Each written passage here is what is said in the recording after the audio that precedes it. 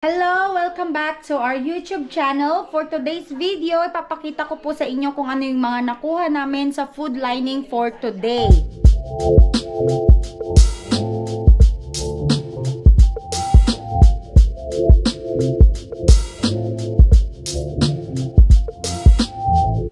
Ito po, meron tayo ditong tinapay. Meron din kaming croissant na nakuha, kaya lang pinaghatian namin ni nanay yun. And then, we have these two, watermelon at saka si honeydew. And then, tomato, meron pa yan, kaya lang, hinatian ko din si Ate Julie. And then, we have pears. Ayan, very crunchy pa sila, oh. And then, meron kaming nakuha nito, yung beets stem. Yan. And then, syempre, may nakuha na naman kaming pechay. Okay, wag nyong tignan yung chicken kasi dinidefrost ko yan. And then, meron akong nakuhang sweet potato again. Tapos, yung mga patatas. And then, sibuyas. Tignan nyo naman kung gaano kadami ang sibuyas na iyan. O, isang buong net. Tapos, actually, tatlo yung cauliflower. Binigyan ko na si Ate Julie dyan. And then, itong mga persimmon na to, hindi ito galing sa ayuda, sa pila. Galing to sa puno nila nanay. Hinuhugasan ko lang kasi madami siyang langgam. Ayan. Okay. So, mamaya, ipapakita. Oh, ito pa pala. Sorry. Wait lang. Meron din pala itong tinapay na to. Ayan, may $1 off pa siya. And then, yung rotisserie chicken. Ayan. So, pinahabol ko lang. So, mamaya po papakita ko sa inyo kung ano yung mga gagawin ko lahat dito para po hindi siya masayang. Kasi hindi mo naman pwedeng lutuin yan ng minsanan, di ba? Yung mga iba, ipapamigay ko din. Pero yung mga iba, nilalagay, i-storage natin siya. Ipapakita ko sa inyo kung papaano. Well, although siguro alam nyo naman na. Kaya lang, kasi nga Ilocana ako, so kailangan kong i-store yan para hindi masayang. Kasi nasasayangan ako pag mga nagtatapon ng pagkain. Okay, first, kapag meron po kayong ganito, mabibili nyo to sa mga tindahan. Alam nyo na, patunayan ko to kasi dati, lagi akong nabubulukan ng mga sibuyas, kamatis, avocado, lahat. Pero nung binili ko to, nakatulong talaga siya. Matagal yung buhay ng sibuyas at saka mga avocado ko dito, mga kamatis. Ayan, dito ko siya talaga nilalagay and then nilalagay ko siya sa fridge. Yan. Madami ka nang mailalagay dito, kaya nagtatagal siya up to a week or 2. Ayan. So, eto na siya. Lalagay ko na lang sa fridge. Hindi ko na maipapakita sa inyo yung laman ng fridge kasi, tawag dito, medyo madumi pa yung fridge ko. Wala akong time maglinis. And then, ang kamatis, ilalagay ko na lang siya sa fridge kasi gagamitin ko na rin naman ito. Pero kapag yung sobrang dami yung kamatis ko, ang ginagawa ko, nilalagay ko siya sa ziplock and then straight to the freezer. Para pag nagsigang ako, lalagay ko na lang siya. Hindi nyo na siya kailangan hiwa-hiwain kasi pag pinakuluan nyo naman, ang mga kamatis lalambot na sila kahit na frozen. Hinihiwa ko siya. Una, binabalatan ko muna. And then, sumunod, hihiwain ko siya into cubes o kaya half. Depende sa kung anong luto ang kailangan ninyo. So, mayroon akong pang nilaga, pang, pang apritada, pang mechado na cut. Para pagka magluluto ako, kukunin ko na lang sa freezer and then, ilalagay ko na lang o kaya ihugasan ko and then ilagay ko na siya straight to the cooking kung ano man yung niluluto ninyo. So, yun yung isa sa mga technique ko sa mga patatas para hindi ako masiraan ng patatas. So, ilagay mo lang sa ziplock yan, lagyan mo ng date at ilagyan mo rin ng pangalan yung ziplock kung ano yung nilagay mo doon sa ziplock para alam mo later on kung ano yung kinukuha mo doon. Okay, si pears naman, si pears naman, ilalagay ko na lang din ito sa fridge kasi just in case na tumawag yung kaibigan kong isa, baka gusto niya, ibibigay ko na lang ito. Kamote, babalatan ko siya and then kakatin ko din. Depende kung anong luto yung gagawin ninyo and same process, ilalagay ko sa ziplock, lalagyan ko ng pangalan and saka date para alam ko kung ano yung nandoon sa ziplock na yon and then goes inside the freezer. FYI, yung kung naalala ninyo yung video, yung vlog namin ng Thanksgiving dinner, eto yun. So, galing yun sa freezer, galing yun sa food lining na nakuha namin.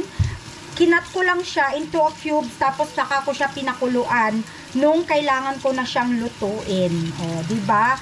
So, hindi na namin kailangan bumili sa tindahan para gumamit ng mga ganito. Kasi, ready na lahat, nandun na lahat sa freezer. Iluluto mo na lang kung kailangan mo na siyang iluto. At least may mahuhugot ka later on, lalo na pag ayaw mong pumunta sa grocery store, at lalo na pagka wala ka ng time para mag-shopping ng mga lulutuin mo, nandoon na lahat sa freezer. At eto na nga, binabalatan ko na siya para mas madali na lang mamaya, i-cut na lang, and then diretso sa ziplock, diretso sa freezer. Ayan, kung mahilig naman kayo sa mga kamote, ginagawa ko dito, magtitira lang ako ng ilang piraso kasi ginagawa ko din itong kamote cube. Like, piniprito ko siya, tapos lalagyan ko siya ng konting asukal para may snack ako, lalo na pagka yung tanghali or hapon, gusto kong kumain ng yung nagkikrave ka ng sweet or something. Ito yun. So, bali itong tatlong to, isi-save ko na para sa aking kamote Q. Mamaya pala magluluto tayo ng afritada. So, ang gagamitin ko is tong patatas, ito. And then, meron na akong mga nakat na carrots sa freezer. See? Yun ang sinasabi ko, diba? Wala man akong bell pepper dahil naubusan na pala akong bell pepper, and ayokong pumunta sa grocery store para lang bumili ng bell pepper. Kapag pumunta ka doon na bell pepper lang yung kukunin mo, tas marami kang makukitang hindi naman dapat bilhin, tapos mapapabili ka na naman, diba? Kaya hindi ko na lang siya lalagyan ng bell pepper since ayaw din naman nila ng bell pepper dito sa bahay namin. So, okay na yung patatas at saka carrots sa aking chicken afritada. So, ayan, ito na nga, nilagyan ko na ng pangalan at saka date. So, kung anong luto. Most likely, ginagamit ko tong kamote sa nilaga.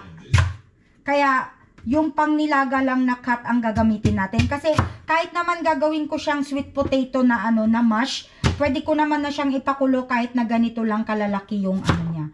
Yung kanyang pagkakahiwa. Ayan, ganyan. You know, yung parang pang nilaga. So, si patatas, medyo madaming klaseng hiwa siya. Dahil si patatas, ginagamit ko sa chicken afritada, sa nilaga. Ginagamit ko din siya kuminsan sa, picadillo. Kaya, balik parang tatlong klaseng cut yung ginagamit ko kay patatas. Kaya lang, most likely, hindi ako nakakapag-stock ng potato kasi binibigay ko din sa mga kaibigan at saka sa mga kapitbahay namin na gusto rin ng patatas. At least nakakatulong pa ako, 'di ba? Kasi hindi naman nawawala yan sa ayuda. Laging merong patatas sa ayuda, kaya hindi na ako masyadong nag-i-stock ng patatas. Pinapamigay ko na rin siya. At gusto rin naman ng mga tao yung patatas kasi nga very useful si patatas. Like, syempre, pag gumawa sila ng mashed potato, ganun. Yung rice cooker ko lang.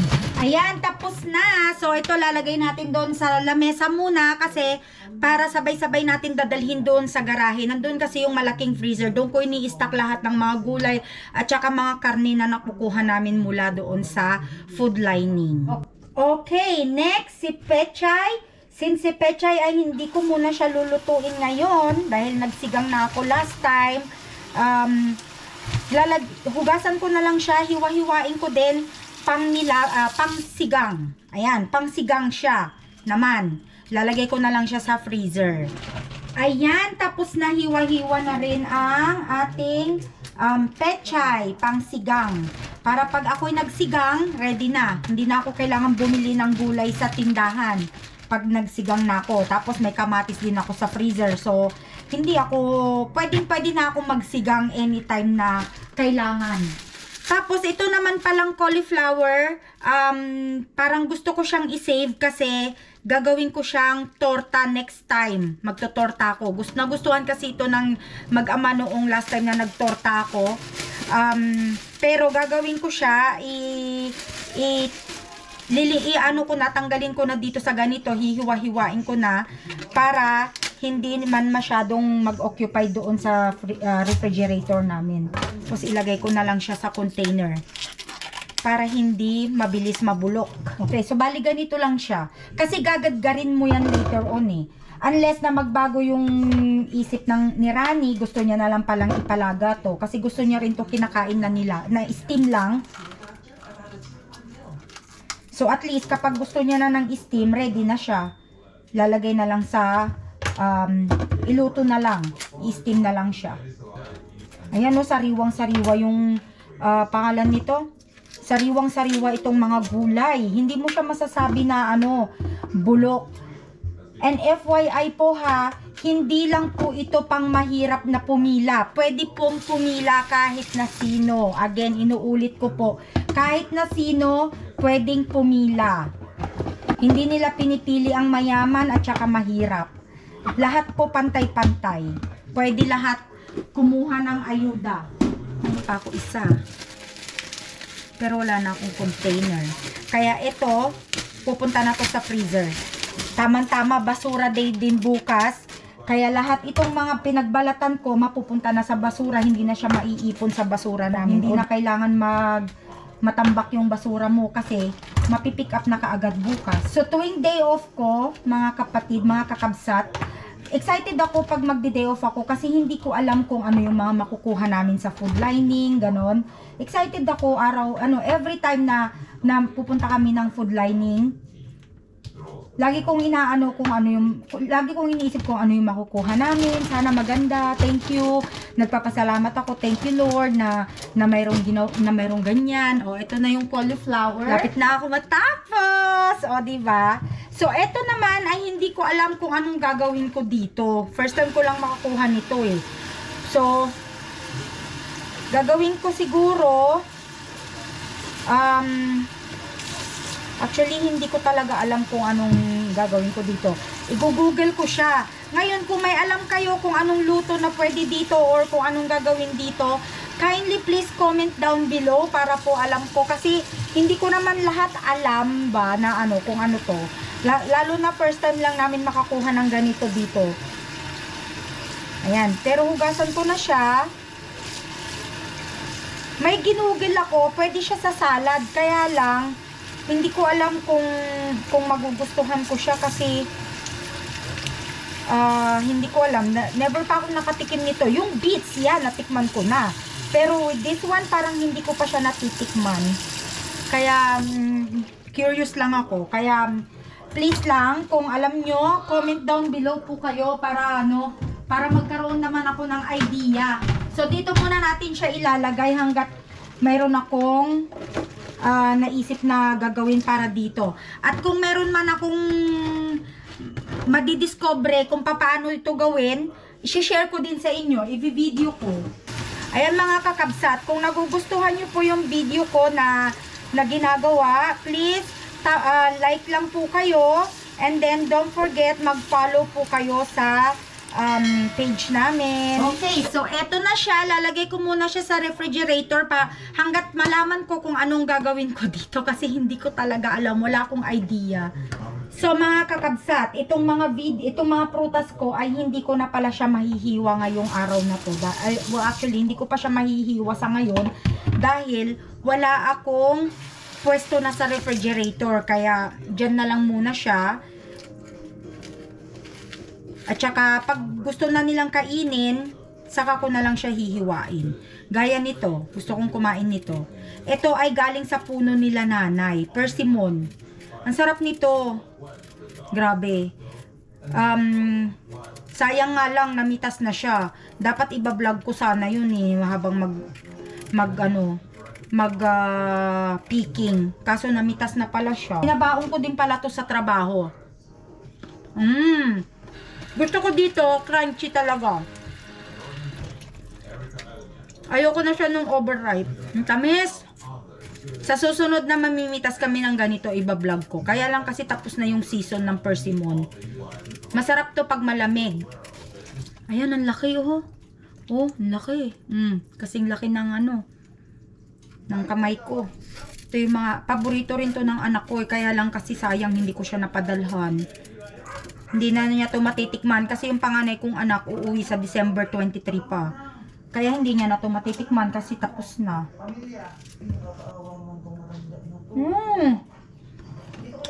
Ayan, so, sarap. Hindi ko siya hihiwain lahat. Yung kakainin ko lang, lalagay ko muna to sa ref. Binabad ko kasi sa tubig to dahil masyadong malanggam. Sobrang tamis kasi kaya nilalanggam. Kasi hihiwain ko na yung patatas ko para sa aking afritada. So punta tayo sa garahe. Be, pakibukas mo nga yung... Pakibukas mo yung garahe. Ito mo muna to.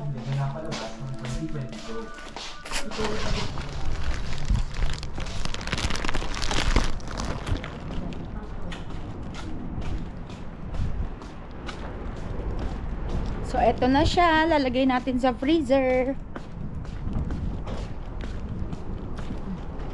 Bubukas na yung freezer. Ay, yung freezer. Yung aming garahe. Okay. Pasensya na ang aming freezer. Medyo makalat. So, eto yung tinapay. Since hindi ko pa naman siya gagamitin, kaya ilalagay ko muna siya dyan. And, ayan. So, secure na siya. Lalagay na lang natin yan kapag lulutuin na. And at meron din pala akong mga zucchini doon na hindi pa nasa frozen, nasa freezer. Just in case.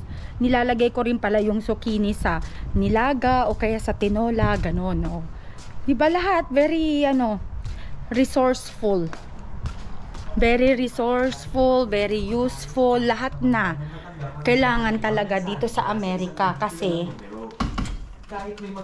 para kailangan makatipid-tipid ng konti, di ba? So, ayan. So, that's it for today's video. Sana po may natutunan kayo ngayong araw na to. And kung gusto nyo po yung video namin, please thumbs up po kayo or mag-comment down below kung ano pa po yung kailangan nyong kung ano po yung gusto nyong isuggest na gagawin ko po sa video, ayan. Para po, baka sakaling yung opinion nyo makatulong din sa akin, di ba? So, please don't forget to subscribe, hit the notification bell button para lagi po kayong updated sa bago naming video. So, ayun lang, kita-kita uli po tayo next time. Bye!